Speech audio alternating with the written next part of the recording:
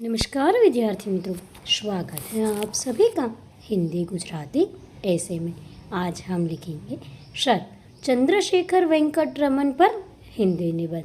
तो चलिए लिखते हैं। भारत सदियों से ऐसे महापुरुषों की भूमि रहा है जिनके कार्यों से पूरी मानवता का कल्याण हुआ है। ऐसे महापुरुषों की सूची में केवल समाज सुधारक, साहित्यकार और आध्यात्मिक गुरु के ही नहीं बल्कि कई वैज्ञानिकों के भी नाम आते हैं।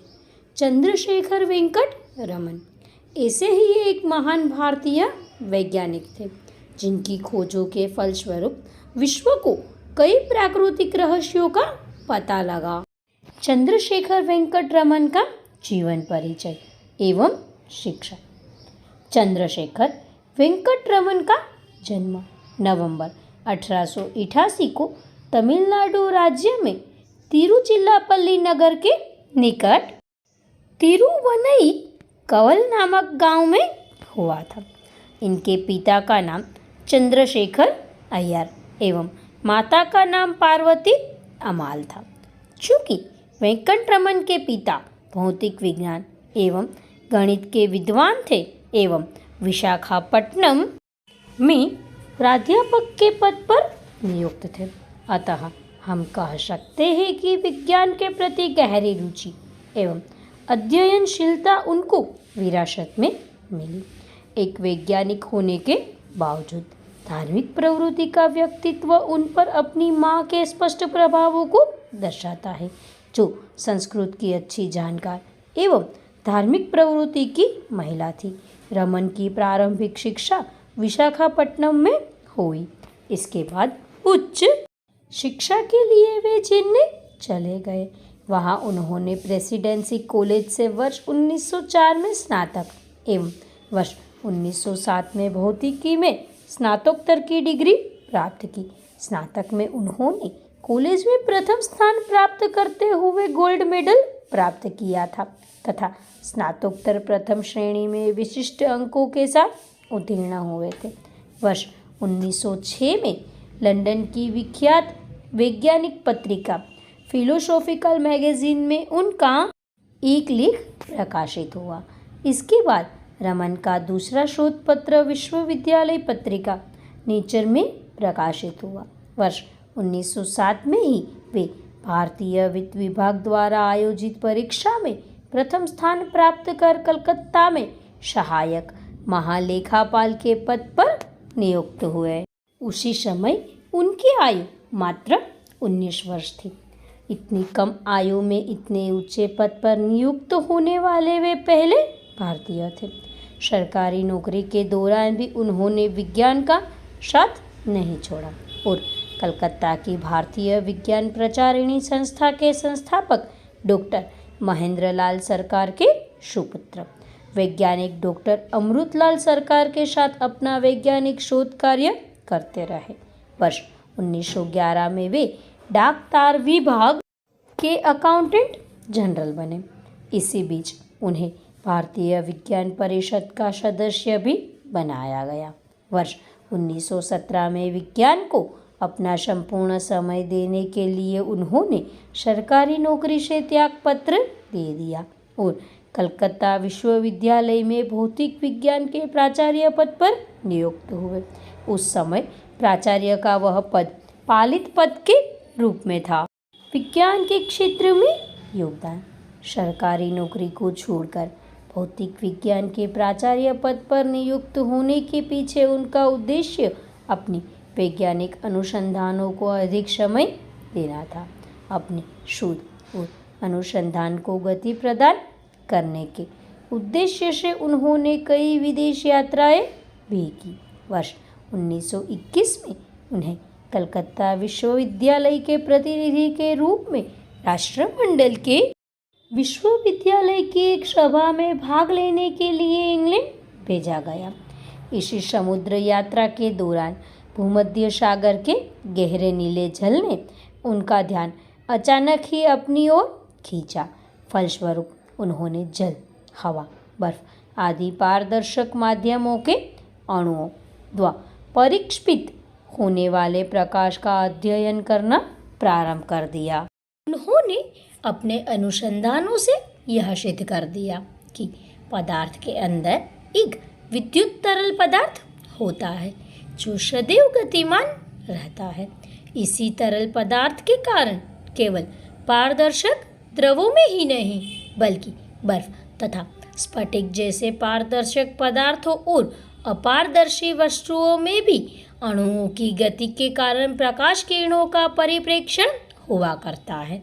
किरणों के इसी प्रभाव को रमन प्रभाव के नाम से जाना जाता है। इस खोज के फलस्वरूप यह रहस्य खुला कि आकाश नीला क्यों दिखाई देता है, वस्तुएं विभिन्न रंगों की क्यों दिखाई देती है और पानी पर हिमशैल हरे नीले क्यों दिखाई देते हैं। इसके अतिरिक्त इस खोज के फलस्वरूप विज्ञान जगत को असंख्य जटिल यौगिकों के अणु विन्यास को सुलझाने से संबंधित अनेक लाभ हुए। इस खोज के महत्व को देखते हुए वर्ष 1930 में रमन को भौतिक विज्ञान का नोबेल पुरस्कार प्रदान किया गया। रमन पहले एशियाई और अश्वेत थे जिन्होंने विज्ञान में नोबेल पुरस्कार प्राप्त किया था। रमन की रुचि संगीत में थी, इसलिए कलकत्ता विश्वविद्यालय की नौकरी के दौरान उन्होंने ध्वनि कंपन एवं शब्द विज्ञान के क्षेत्र में भी रोचक बातों का पता लगाया था। उन्होंने पहली बार तबले और मृदंगम के सनादी हार्मोनिक की प्रकृति का पता लगाया। वर्ष 1934 में उन्होंने बेंगलोर में भारतीय विज्ञान अकादमी की स्थापना की तथा वर्ष 1948 से नवस्थापित रमन अनुसंधान संस्थान बेंगलोर में निर्देशक पद पर आजीवन कार्य करते रहे। इस संस्थान में वे जीवन के अंतिम दिनों तक हीरो तथा अन्य रत्नों की बनावट के बारे में अनुसंधान करते रहे। महत्वपूर्ण सम्मान। वर्ष 1929 में उन्होंने भारतीय विज्ञान कांग्रेस के 16वें सत्र की अध्यक्षता की।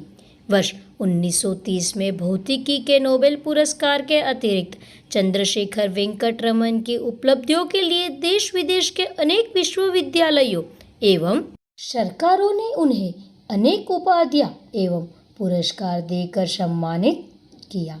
ऑप्टिक्स के क्षेत्र में उनके योगदान के लिए वर्ष 1924 में उन्हें रॉयल सोसाइटी का फेलो चुना गया और वर्ष 1929 में नाइट की पदवी से विभूषित किया गया। सोवियत रूस का श्रेष्ठतम लेनिन शांति पुरस्कार उन्हें प्रदान किया गया। अंग्रेज सरकार ने उन्हें सर की उपाधि प्रदान की।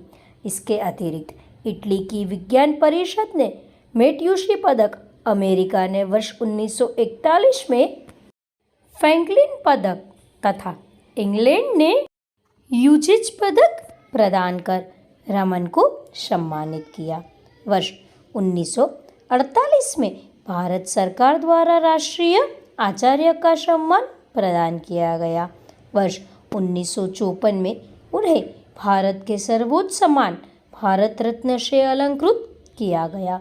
यह सम्मान कला, साहित्य, विज्ञान एवं खेलों को आगे बढ़ाने के लिए की गई विशिष्ट सेवा और जन सेवा में उत्कृष्ट योगदान को सम्मानित करने के लिए प्रदान किया जाता है। विज्ञान के क्षेत्र में उन्होंने जो महान अनुसंधान किए थे उनके लिए वे इस सम्मान के वास्तविक हकदार थे। उन्होंने रमन प्रभाव की खोज 28 फरवरी 1928 को की थी, इसलिए 28 फरवरी को राष्ट्रीय विज्ञान दिवस के रूप में मनाया जाता है। भारतीय डाकतार विभाग ने उनकी वैज्ञानिक उपलब्धियों के महत्व को देखते हुए एक डाक टिकट जारी करके श्री रमन को सम्मानित किया। चंद्रशेखर वेंकट रमन वैज्ञानिक एवं शिक्षक ही नहीं बल्कि एक कुशल वक्ता तथा संगीत प्रेमी भी थे।